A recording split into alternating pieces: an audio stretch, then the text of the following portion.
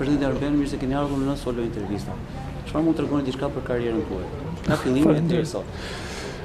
Është pyetje shumë e vështirë, për shkak sepse të angazhimet e mia kanë qenë shumë të mëdha. Kam background nga, të themi, bota shkencore, sepse vi nga një institut shkencor dhe pastaj nga viti 96 kam kontribuar te KAJO. Si thua, jeta ime është ndarë në dy pjesë. Është në pjesën e cila lidhe me kërkimet hidrike dhe meteorologjike të vendit, dhe pastaj me pjesën e gazetarisë. Nga viti 96 kam qenë gazetar, reporter, drejtues, organizator i disa prej organeve kryesore të vendit. Tash jam në pozicionin freelance. Përkthej gjithashtu kam një jetë artistike, përkthej nga gjuhët slave, prej ndoshta 20 e pak vjetësh, tani kam rreth 50 vepra, nga gjuha serbe, gjuha kroate dhe anglishtja, të nobelistëve dhe të autorëve më të njohur të ish hapësirës jugoslave.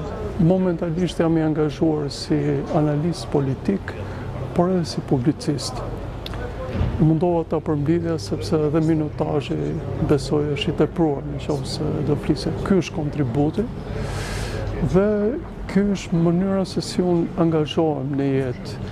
Kam një prirje më shumë tani nga pjesa, të themi, e analizës politike bashkohore të ngjarjeve në Shqipëri, po edhe të ndodhive që ndodhin në Ballkan dhe sidomos në Kosovë dhe në Serbi, për shkak të gjuhës, për shkak të njohjeve dhe për shkak të angazhimit. Kjo është pak a shumë. Diçka për realitetin shqiptar sot. Si e shikoni ju, si analist, si publicist, si qytetar, këtë realitet?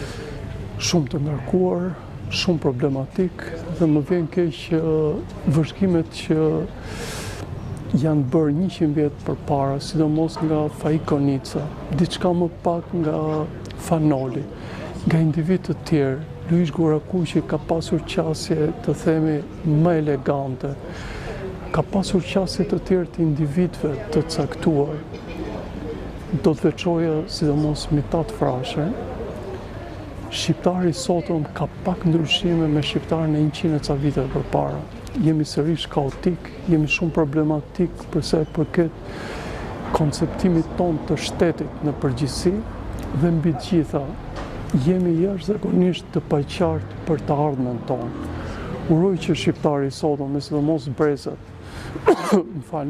të kenë parasysh të gjithë problematikat dhe të ngrenë identitetin e një shqiptar